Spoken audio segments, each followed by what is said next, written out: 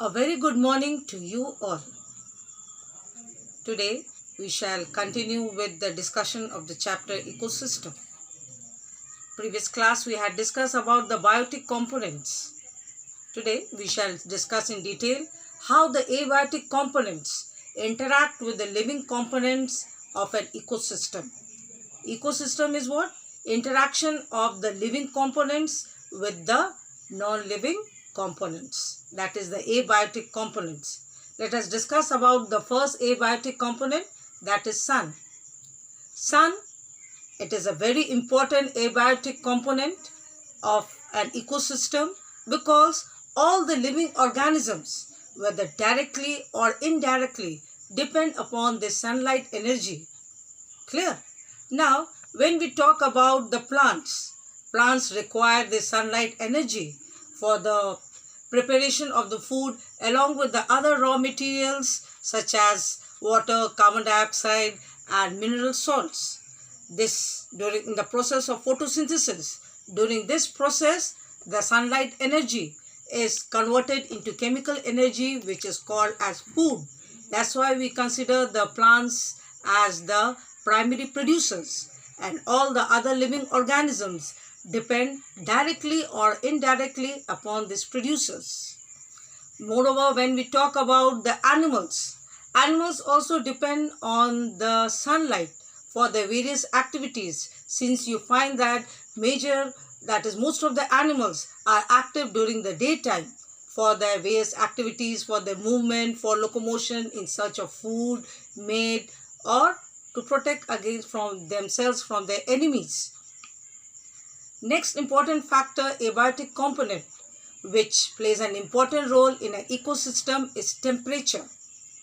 We all know that apart from animals, which include human beings also, you require a normal body temperature for all the physiological processes taking place. Clear? Because the enzymes are active at this particular temperature. When we talk about the plants, you find that the photosynthesis process also and the various physiological processes taking place in plants also require a suitable temperature, such as germination of seed. Then you find that flowering in certain cases of some plants also require an optimum temperature. If the temperature is very low, it affects the growth of the plants. And if the temperature is very high, as you find that in the process of physiological processes such as transpiration, that is excessive water loss, which leads to wilting. Sometimes it also leads to dehydration of the cells, that causes the death of the cells. Clear? And you also know that 70% of a body weight constitute water, and the rest refers to the dry weight. Then again you find that in the temperature, how does it play an important role in an ecosystem? You find that it affects the animal activities or their life also. Sometimes you find that when the temperature is beyond the tolerance level, some animals go for a long summer sleep, that is called as estivation. Same thing happens when the temperature becomes very low. You find that certain animals go for a long winter sleep called as hibernation. Moreover, we also have certain birds called as migratory birds that move over from cold places to warm places to tide over unbearable cold winters. We have the Siberian cranes visiting our country India, where they spend the extreme winters, that is to tide over the extreme winters of the Siberian region. They move over to warmer places. Next important factor is humidity. What is humidity? The amount of water vapor content which is found in a particular area at that particular moment is called as humidity. Or in simplified terms, you can just say that the amount of water vapor present in the atmosphere. That also plays a very important role for certain animals and plants, such as urotelic animals. What are urotelic animals? They excrete their nitrogenous waste in the form of uric acid. Like for example, the lizard. You must have observed that these uh, reptiles do not drink water.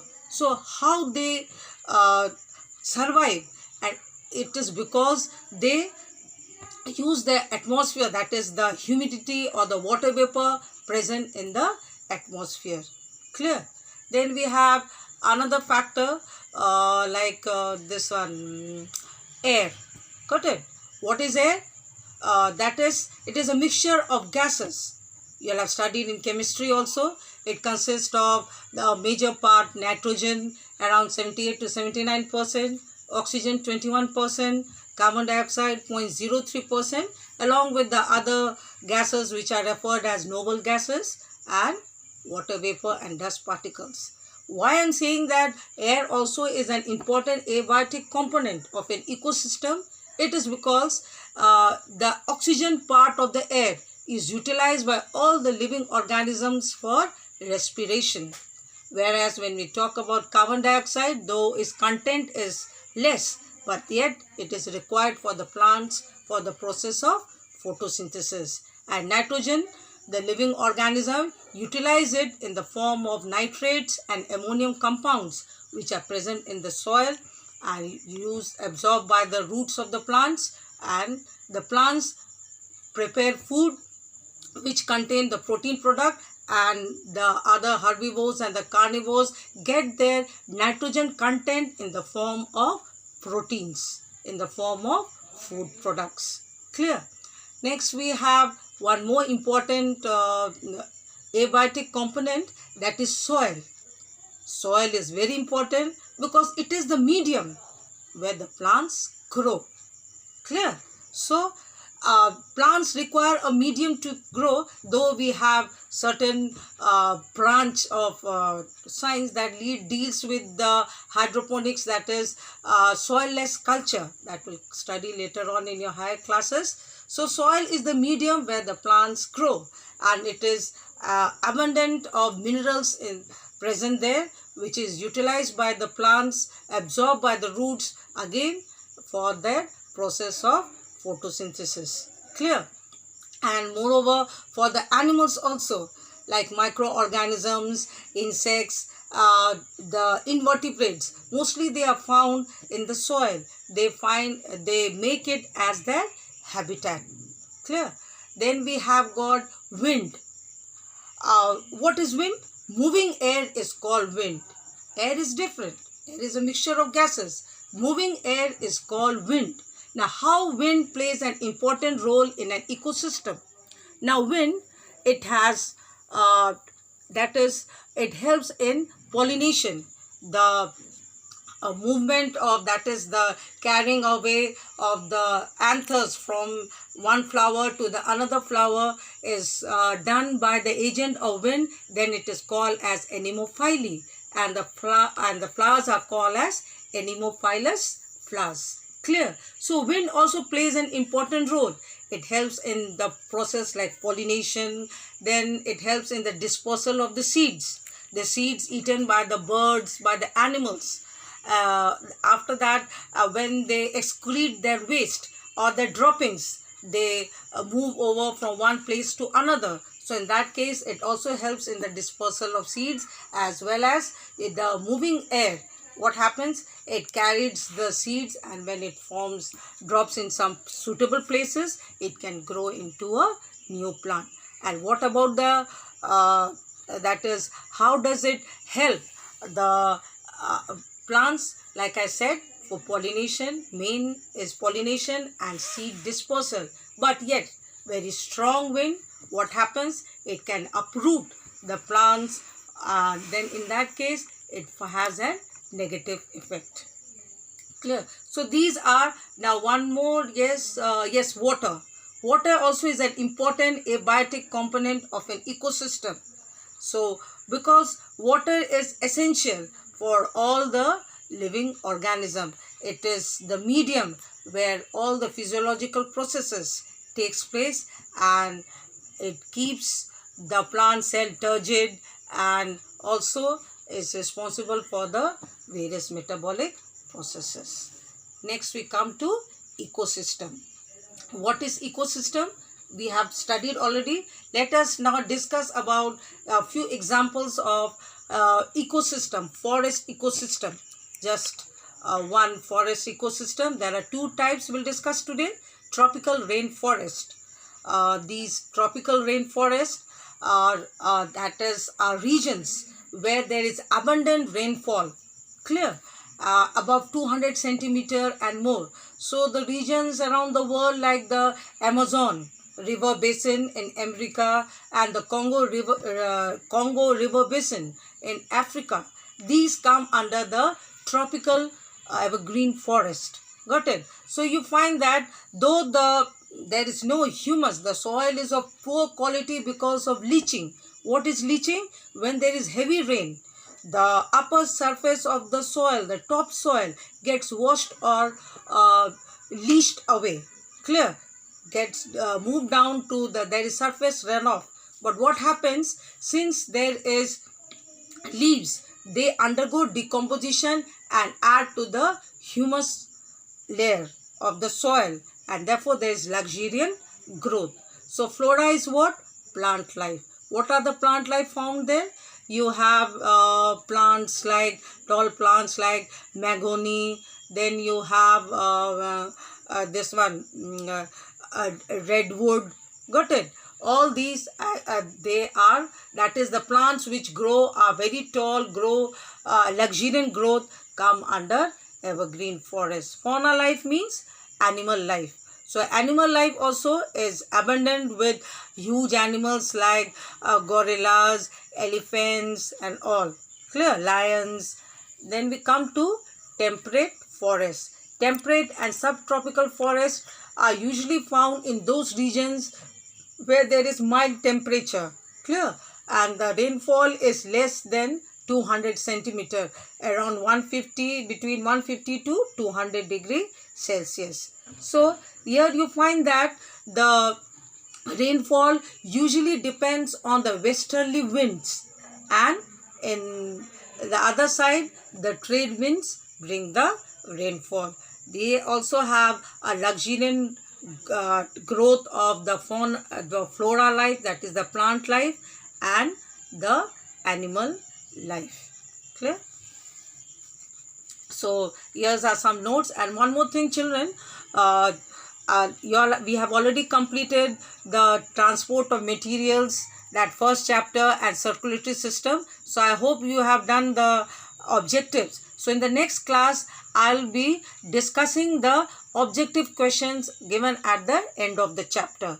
You do it yourself, and then I'll be discussing the answers. So if you have written correctly, well and good. If not, you rectify the mistakes. Clear? Abiotic components of an ecosystem. So in nature, what do you find? There is an interaction between the abiotic components. That means all living organisms depend on abiotic components for their survival. Without oxygen, no one can survive because it is an important factor for respiration. Again, you find sunlight also, it is the source of energy for all the living organisms. Then we have the water, which is required for all the physiological functions taking place or processes taking place. Then we have the air.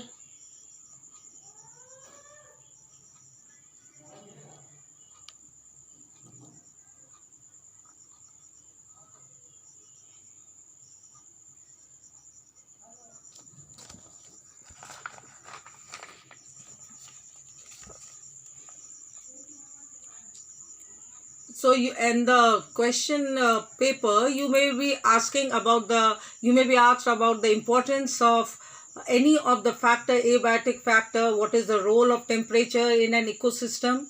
How does it affect the living organism, or how does water affects the living organisms? Then you have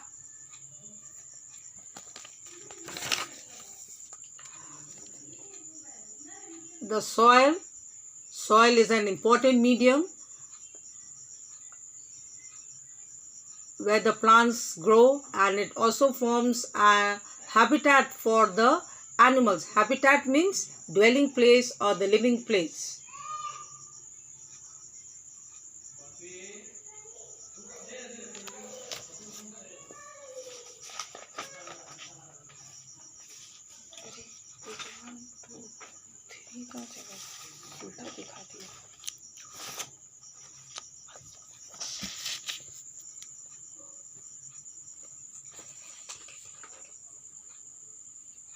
So now we have the types of ecosystem. Forest ecosystem. Forest is a community of abundant broad leaf or large size trees along with the medium size trees and herbs, small size, and it supports a luxuriant growth of plants and animals.